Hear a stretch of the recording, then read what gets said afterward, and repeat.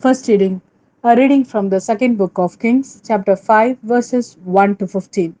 Naaman, army commander to the king of Aram, was a man who enjoyed his master's respect and favor, since through him Yahweh had granted victory to the Arameans.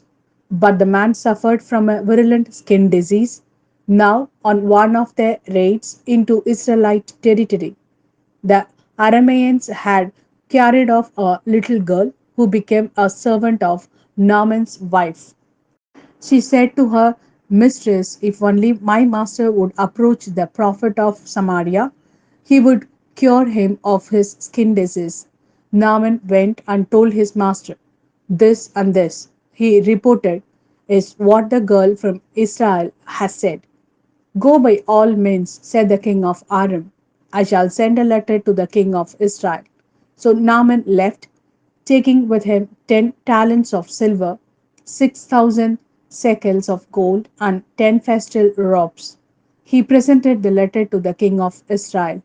It read, with this letter I am sending my servant Naaman to you, for you to cure him of his skin disease. When the king of Israel read the letter, he tore his clothes. Am I a god to give death or life? He said.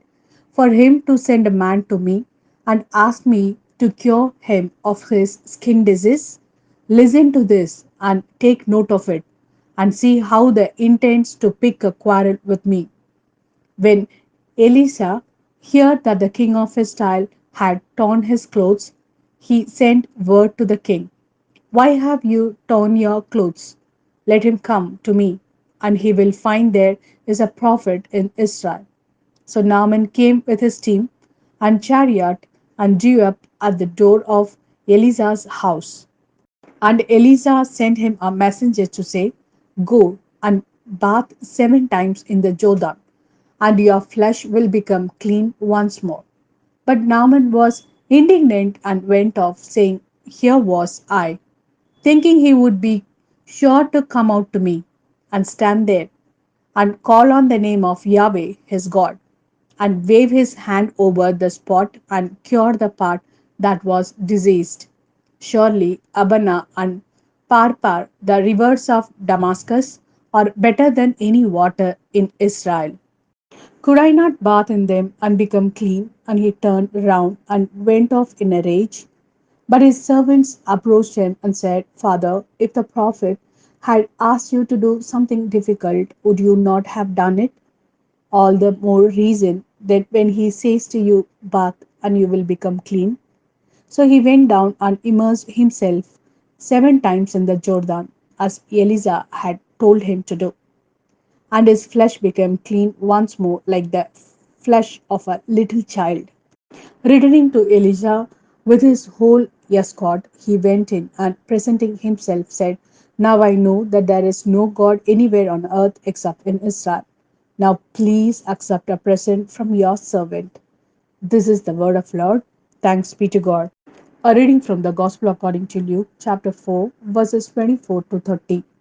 As he went on, in truth I tell you, no prophet is ever accepted in his own country. There were many widows in Israel, I can assure you, in Elijah's day, when heaven remained shut for 3 years and 6 months, and a great famine raged throughout the land. But Elijah was not sent to any one of these. He was sent to a widow at Zarephath, a town in Sidonia. And in the prophet Elisha's time, there were many suffering from virulent skin disease in Israel, but none of these was cured, only Naaman the Syrian.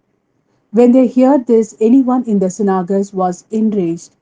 They sprang to their feet and hustled him out of the town, and they took him up to the brow of the hill the town was built on, intending to throw him off the cliff. But he passed straight through the crowd and walked away.